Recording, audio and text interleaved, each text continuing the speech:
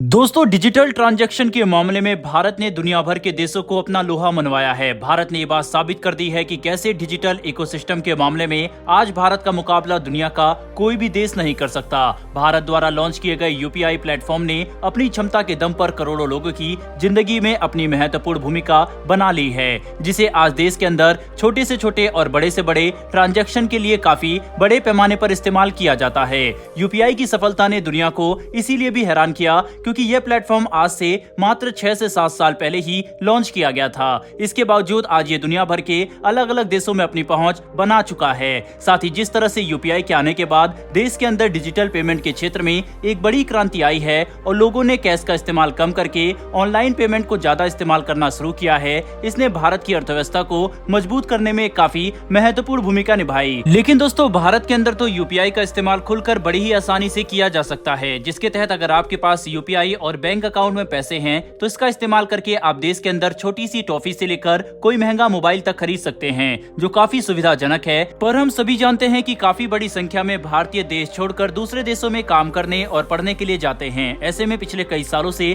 भारतीय डिमांड कर रहे हैं कि यूपीआई की यही सुविधा भारत दूसरे देशों में भी उपलब्ध कराए, जिसके तहत भारत ने सिंगापुर के साथ मिलकर यूपीआई को बढ़ावा देने के लिए अब तक का सबसे बड़ा कदम उठा लिया है, जो सिंगापुर में रहने वाले लाखों भारतीय युवकों की जिंदगी काफी आसान कर देगा। साथ ही इससे सिंगापुर से भारत को आने वाला रेमिटेंस भी तेजी से बढ़ेगा। इसी के साथ इस महत्वपूर्ण कदम पर भारतीय प्रधानमंत्री नरेंद्र मोदी ने कुछ इतने बड़े बयान दिए, जो अपने आप में ही दुनिया को भारत की तरफ से एक काफी बड़ा संदेश है कि कैसे डिजिटल पेमेंट के मामले में भारत सभी को पीछे छोड़ता हुआ आगे निकल जाएगा। दरअसल दोस्तों, भारत और सिंगापुर ने अपनी क्रॉस बॉर्डर कनेक्टिविटी को बढ़ावा देने के लिए यूपीआई और पे नाउ को लिंक कर दिया है। पे नाउ यूपीआई का ही सिंगापुर काउंटर पार्ट है, जो सिंगापुर के अंदर बिल्कुल यूपीआई की तरह इस्तेमाल किया जाता है। ऐसे में अब भारतीय यूपीआई का इस्तेमाल करते हुए सिंगापुर में आसानी से पेमेंट कर सकते हैं। वहीं सिंगापुर से भी भारत को आसानी से पेमेंट की जा सकती है, जो सिंगापुर में रहने वाले लाखों भारतीयों के लिए फंड ट्रांसफर काफी आसान बना देगा। ये कदम भारतीय प्रधानमंत्री और उनके सिंगापुर काउंटर पार्ट की मौजूदगी में उठाया गया,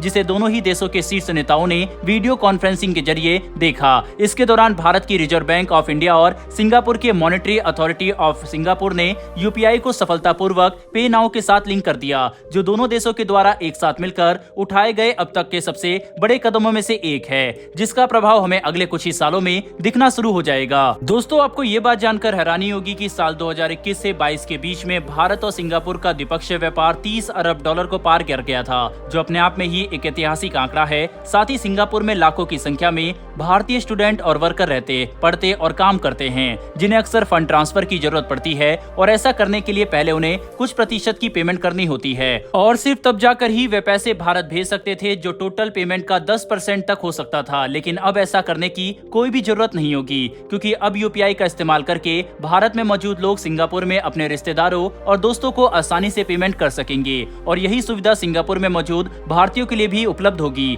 वहीं पर इस बड़े इवेंट के दौरान भारतीय प्रधानमंत्री ने कुछ इतने महत्वपूर्ण बयान दिए, जिन्हें सुनकर पश्चिमी देशों को पसीना आने लगा और भारत ने ये बात साफ कर दी कि डिजिटल पेमेंट के मामले में भारत एक वर्ल्ड लीडर बनकर सामने आएगा, जिसका सामना ना तो अमेरिका और ना ही यूरोपियन देश कर सकेंगे। वहीं पर भारतीय प्रधानमंत्री नरेंद्र मोदी ने भारत और सिंगापुर के बीच में हुए इस नए इवेंट को ध्यान में रखते हुए ये बात खुलकर कही कि यूपीआई और पे नाउ का आपस में लिंक होना दोनों देशों की क्रॉस बॉर्डर कनेक्टिविटी में एक नए अध्याय की शुरुआत है, जो भारत और सिंगापुर के बीच में व्यापार के साथ साथ दूसरे आर्थिक गतिविधियों को भी तेजी से बढ़ाएगा, जिसका फायदा दोनों ही देशों की इकोनॉमी में अगले कुछ समय में दिखने लगेगा। इसी के साथ प्रधानमंत्री नरेंद्र मोदी ने ये बात भी खुलकर कही है कि जिस तरह से भारत में डिजिटल पेमेंट का इकोसिस्टम मजबूत हो रहा है, वह समय दूर नहीं जब देश में डिजिटल पेमेंट कैश ट्रांजैक्शन के मुकाबले काफी बड़ा हो जाएगा और भारत पूर्ण रूप से एक डिजिटल इकोनॉमी बनकर सामने आएगा, जिसने अमेरिकी और यूरोपियन डेबिट क्रेडिट कार्ड कंपनियों की हालत खराब कर दी है, क्योंकि जो सुविधा ये कंपनियां मोटी रकम देकर प्रदान करती है,